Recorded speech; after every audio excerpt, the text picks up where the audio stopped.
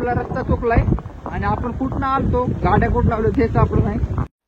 रस्ता चुकलाय म्हटलं प्रत्येकाची अवस्था माझ्यासारखीच होत असते. माझी पण जशी झाली होती, मला काय सुचत नव्हतं. पहिले तर 10 मिनिटं मी शांत बसून बसलो, म्हटलं आता विचार करा. राम मंडळी, स्वागत आहे तुमचं आपल्या नवीन व्हिडिओमध्ये. सकाळचे वाजले 7:30, निघालो आता आपण विसापूरला. रात्री 12-1 वाजता झोपून सकाळी परत 6 वाजता उठून आम्ही सगळी तयारी केली. आम्ही 6 लोक आहेत या ट्रेकसाठी, विसापूर ट्रेकसाठी. जुना मुंबई हायवेने आपण सकाळी सुरुवात केली जायला. तळेगाव टोल नाका लागताच थोडंसं पुढे अंतर गेलं की कोपरहुळ फाटा येतो. त्या फाट्यावर आपण लेप मार. विसापूर किल्ल्याला जाण्यासाठी 2 पर्याय उपलब्ध आहेत. एक तर तुम्ही स्वतःच्या बाईकने जाऊ शकता, अन्यथा तुम्हाला लोकल आहेत, लोकलने पण तुम्ही जाऊ शकता. तिथून एखादी वडाप गाडी भेटू शकते, तिथून तुम्हाला जायला एकदम सोपा पर्याय आहे.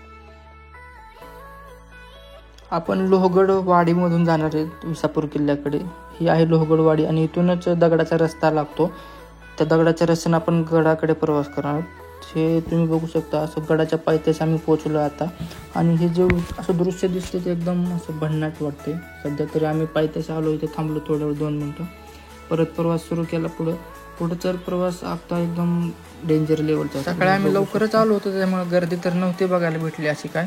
पण पुढे जो रस्ता लागला ना, तो असा खतरनाक रस्ता होता की नावच काढणार. एवढा चिखल होता आणि हा रस्ता पूर्ण केला की आपण गडाच्या पायथ्याशी पोहोचलो. सकाळी उठून डीजे सौरभने मॅगीवर ताव मारायला सुरुवात केली.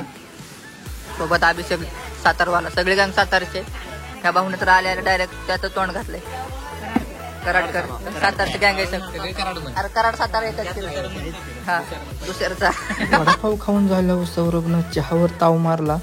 चहावर सगळ्यांनीच ताव मारला. मग काय म्हटलं, आता पुढे प्रवासाला सुरुवात करा.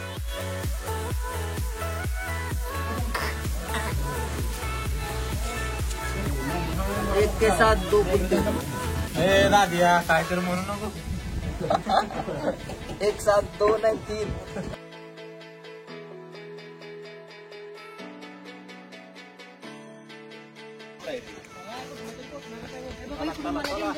चला रे पटापट चला.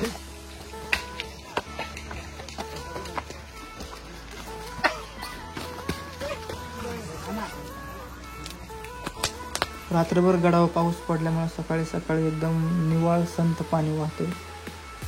सकाळी लवकर यायचं कारण म्हणजे या दगडाच्या रस्त्याने जाण्याचंच होतं, दुसरं काय नव्हतं. बाजूलाच इथं एक पाण्याचं टाकं पण दिसतं, जे जुन्या काळात महाराजांच्या वेळी हे पाणी पिण्यासाठी यूज करत असायचे. सकाळी आम्ही लवकर निघलो होतो तरीसुद्धा लोकांची गर्दी होतीच, कारण आम्ही ज्या दिवशी गेलो त्या दिवशी संडे होता आणि संडेला मोकार गर्दी जाण्याची. तुम्ही जर करताय प्लॅन यायचा तर शक्यतो वीकेंड टाळा, खूप टाळा.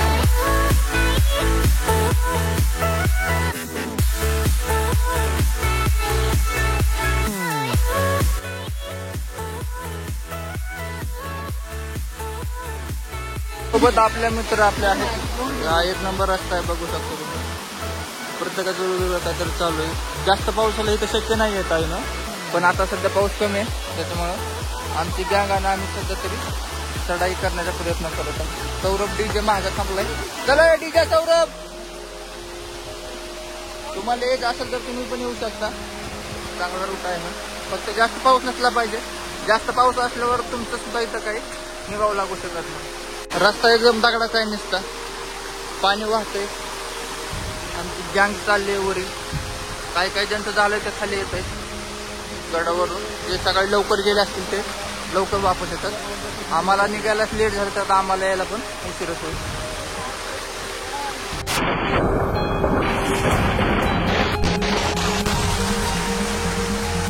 आमच्या सोबत आहे सातारचं धाडसी व्यक्तिमत्व डीजे सौरभ कंशे. डीजे सौरभ गेला ढगात. सोबत आहे अजून एक मित्र. अर्ध्यापर्यंत चढाई झालेली आपल्या मित्रांनो. विसापूर हा किल्ला समुद्र सपाटीपासून 3500 फूट उंचीवर येतो. हा किल्ला गिरिदुर्ग प्रकारात मोडला जातो. या किल्ल्यावरून तुम्ही लोहगड आणि तिकोना किल्ले बघू शकता. इथूनच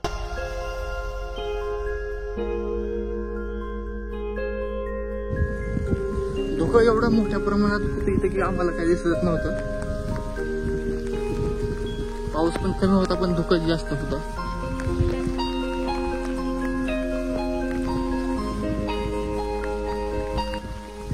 किल्ल्यांची आता पडझड झालेली आहे आणि जास्त पावसाळ्यामध्ये जास्त धोका असतो गड किल्ले पडण्याचा. कारण पाण्यामुळं माती निघून जाते आणि ते दगड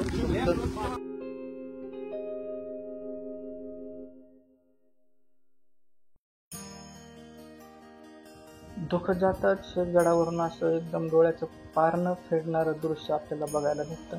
पण हे जास्त वेळ बघायला भेटत नाही कारण धोक्याची चादर येते.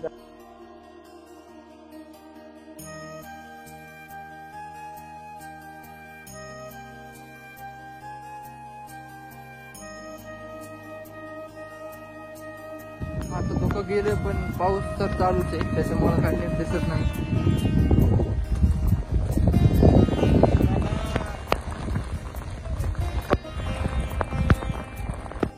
महाराजांच्या काळात ह्याच पाण्याचा टाके किंवा टाक्यांचा वापर करत असत. जे आपलं सैन्य आहे त्यांना पाणी पिण्यासाठी लागणार किंवा घोड्यांसाठी याच्यातूनच यूज करत होते. बघू शकतो एकदम निवंत. मित्रांनो, हा तुम्ही बघत आहे हा आहे जुना शिवकालीन पिण्याचा झाला. गडकिल्ले बांधण्यासाठी आजच्या काळात पिण्याचा वापर केला जातो.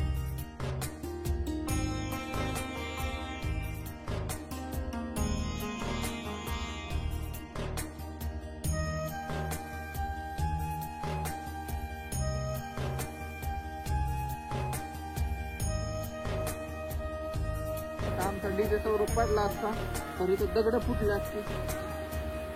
रस्ता तरी एकदम निसर्गिक आहे. पाहिजे सगळं की एकदम माझा आता किस्सा झालाय. तर कमरेचं हाडूक मोडायचा टाइम आला होता पण थोडक्यात बचावलं. उतरताना रस्ता विसापूर किल्ल्यावर पाऊस तर कंटिन्यू असतोच, पण आज जरा थोडासा कमी आहे. त्याची दुरावस्था खूपच झालेली आहे. पाणी वाहून सगळा हा रस्ता निसर्ग झाला. एवढा निसर्ग तुम्ही चालू करू शकत नाही. निसर्ग पडलेलं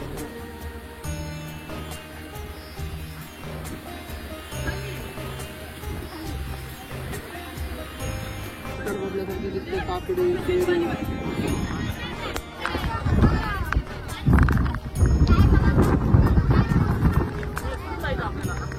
मित्रांनो, विषय झालाय आपला रस्ता चुकलाय आणि आपण कुठनं आलतो, गाड्या कुठं लावलो हे सापडत नाही. विसापूरला नुसतं येडं घालतोय पण काही जसं आपला नाही. आपल्या इथं किती गर्दी आहे, पण आम्ही निघतो आलतो कुठून घेत आम्हाला. आणि दुहेचा बाहेर हनुमानाचं मूर्ती काढलेली लोकांचं लोंढा येतच आहे. हळूची जरा आणि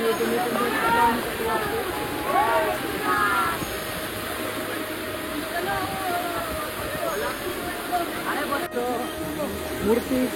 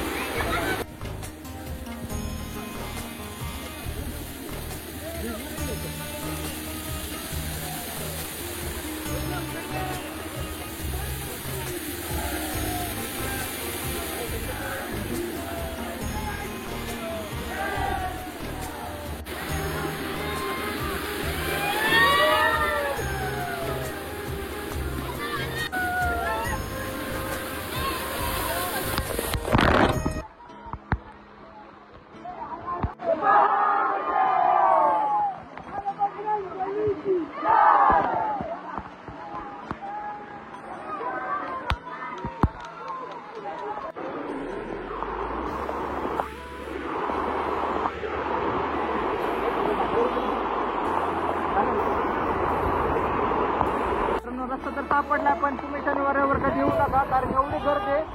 आणि आलं तर सकाळी लवकर या, लवकर 7च्या अगोदर या.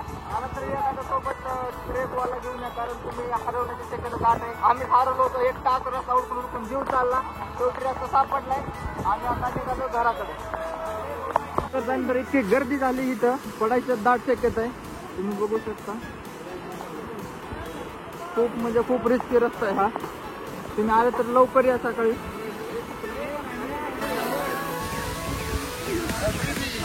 अभी नाही परत गड किल्ले नाही म्हणते. गड किल्ले नको म्हणते.